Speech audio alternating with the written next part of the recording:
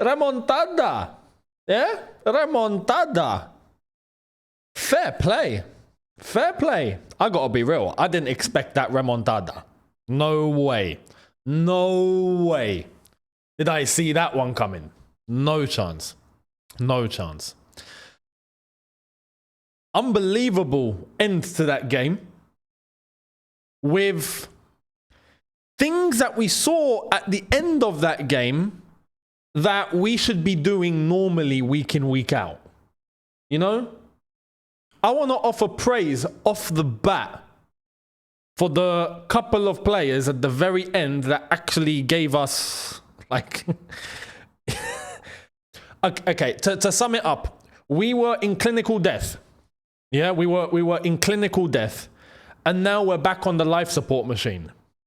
You know what I mean? Does that make sense? Like...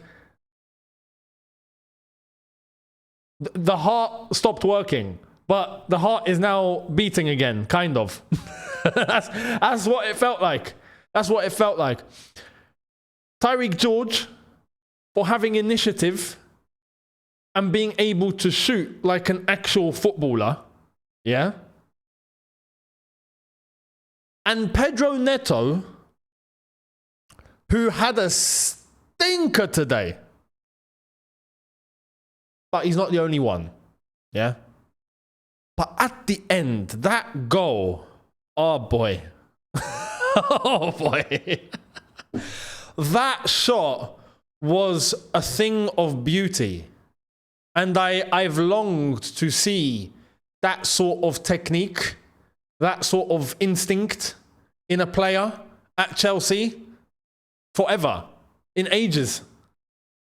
That's what we should be producing all the time. That should be standard. You see the way that Pedro Neto had the instinct to just turn and just hit, and he smacked. Bruv, it took me back to that Drogba goal. Do you remember that Drogba goal? Do you remember the Drogba? Well, there was two. There was the Drogba Liverpool goal where he took it and then like at the bridge, then he took it and hit it with his left foot. But that technique was ridiculous, right? And there was another one. I mean, there was a hit. There was the hit at Everton, if you remember, on the half volley. But that was kind of reminiscent of like that sort of level.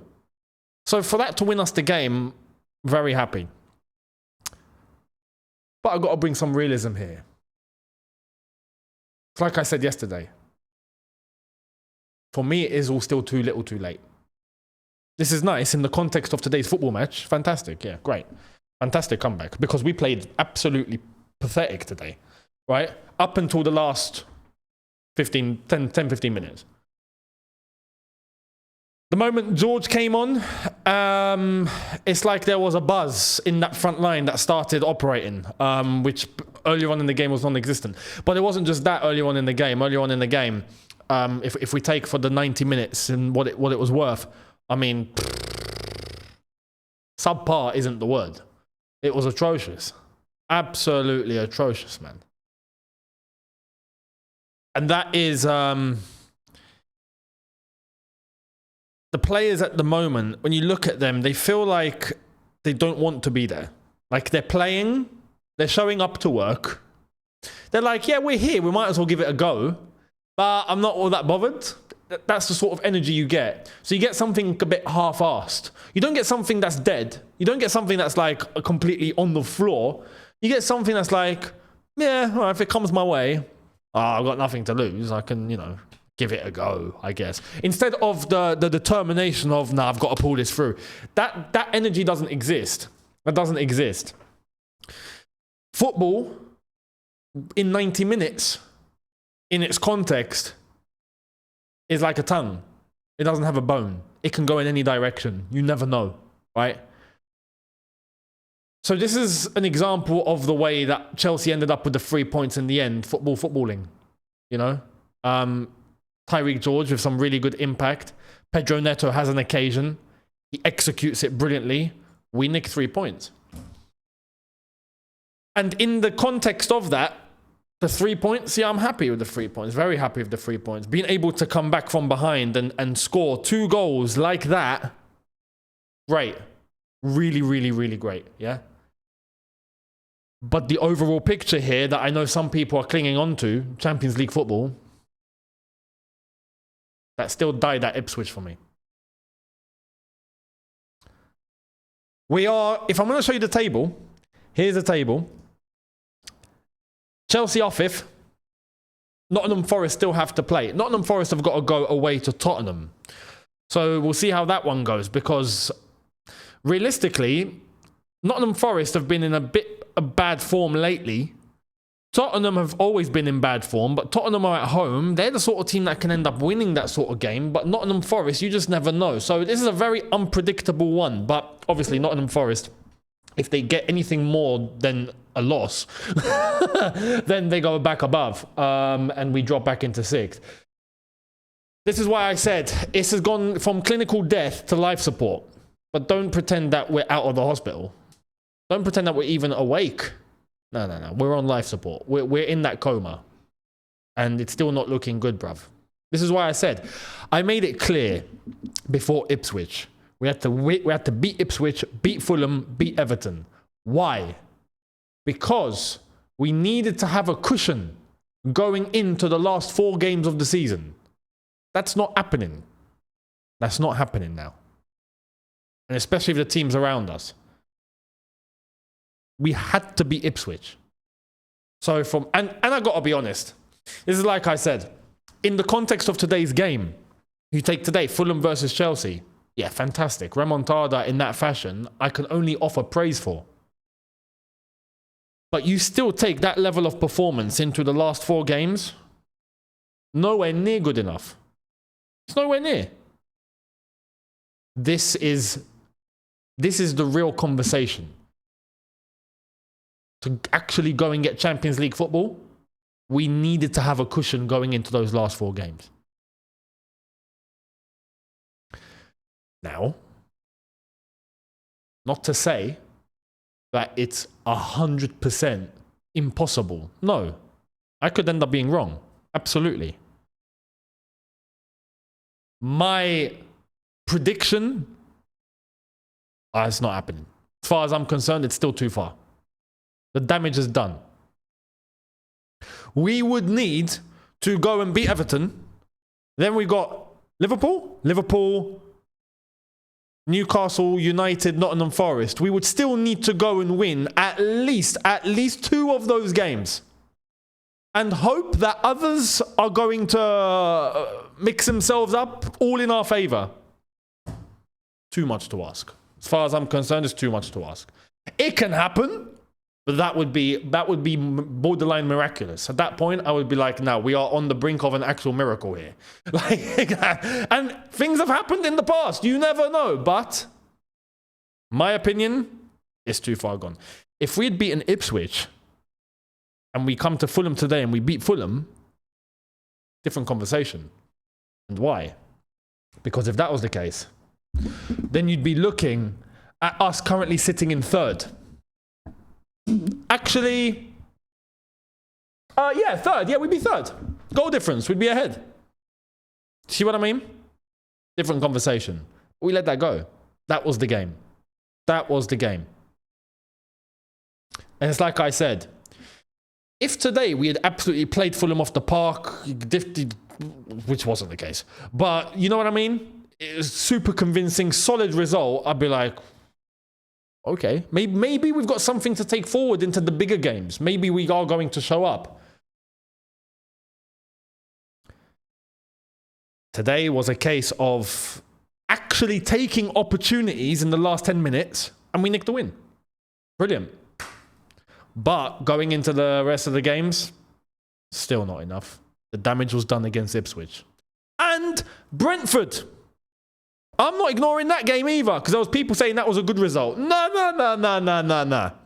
That's where the damage was done. Now, ironically, today, Maresca, funnily enough, actually picked a decent lineup. I think he picked our strongest possible team. Our strongest possible 11 on paper, right? We still had Reece James coming into midfield, though. And I was actually surprised to see Reece James start. But he did come off at half-time. And I got to be real as well. Yeah, he had a stinker. Everyone had a stinker. Everyone, I mean, he was responsible for the first goal. Reece James losing possession in that way. He looked weak losing the ball in the way that he did. And then Iwobi gets the chance and hits it, and it's a good goal. All the way throughout the entire first half was probably, I wouldn't say, well, actually, one of the worst halves that we've had this season. Easily. Going to the second half, Maresca makes these changes. Brings on Sancho. Brings on Gusto. Gusto, who later on left with a hamstring injury, by the way. So what's going to happen there? He's probably going to be out for a while. We might not see him for the rest of the season. But Reece James got taken off. So I always, but like I said, and again, he played poor. No one played brilliant. No one played well. Except Tyreek George. From the moment he came on to the very end, he was flawless. Man of the match. For me, man of the match, because he done nothing wrong. Man of the match, because he done nothing wrong. Right? Simple as that. And Pedro Neto saved his skin. Pedro Neto took his performance from a 3 to a solid 7 or 8 just for the winning goal. You know what I mean? And those things can happen. Those things can happen to players. Like you have a poor game, but then you end up being the hero and everything is forgotten. It can happen. So fair play for the, like I said, fantastic goal from Pedro Neto. I'm really happy to see a goal like that. It's been a while. You know? A proper instinctful goal. It's instinctful word. It should be. If it is not, that is it. Basically.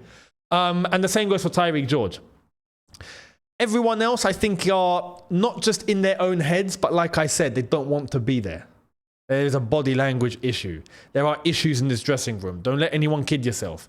The whole Maresca level of players, state of the club, all of this is coming into a culmination. It is why we are where we are. So I can't pick out anyone else except from those players that deserve praise today. Everyone else, you were either poor or at best average. At best. Fulham done a very good job up until the last 15 minutes. And it's like I say, yeah, the result is the thing that matters at the very end. But for Fulham, they might be chasing a Conference League spot. They might. Probably out of their reach now. They needed this. But it looked like they ran out of steam at the end. Whereas with Chelsea, it was the complete opposite. But we took the 3 points. But it's like I said. There are going to be people looking at this and going, oh, you know, we're in it now, we're in it now, we're in it now. We've got bigger teams to play. And the levels are going to be far greater than today. And we managed to get ourselves out of this one today. Just. That's not going to be enough against any of the other teams. I stick to what I say about our game against Everton. I think we'll win that. It's like I said, we needed to beat Ipswich. We needed to beat Ipswich. So let's wait and see. Let's wait and see. What was going to end up happening with the Nottingham Forest game is key. I'm talking in terms of the overall picture and the way that many people, I believe, are going to be looking at it. Like I've said, for me, it's still a wrap. For me, it's still too far gone. But we'll see. Let me know your thoughts down below. I do want to offer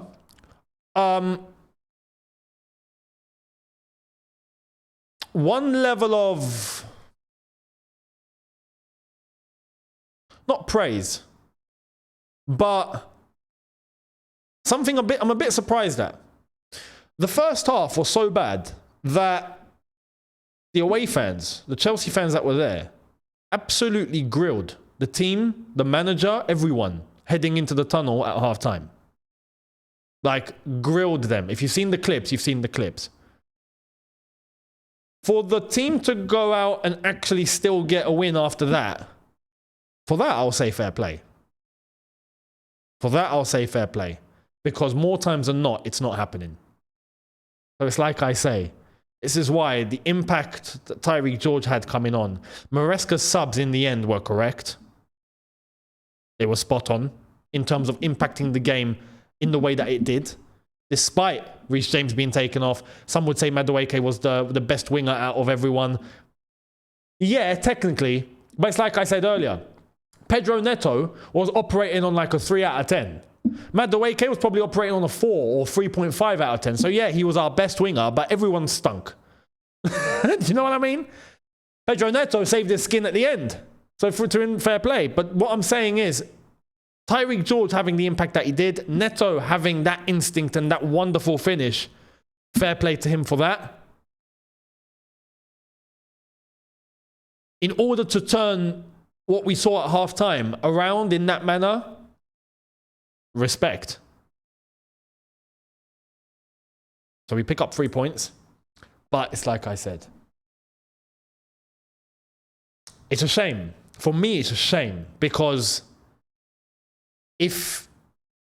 like I said, if we'd beaten Ipswich, this would be a different conversation. This would be a different conversation. But let me know your thoughts down below. Much appreciated. And we'll see what ends up happening towards Everton.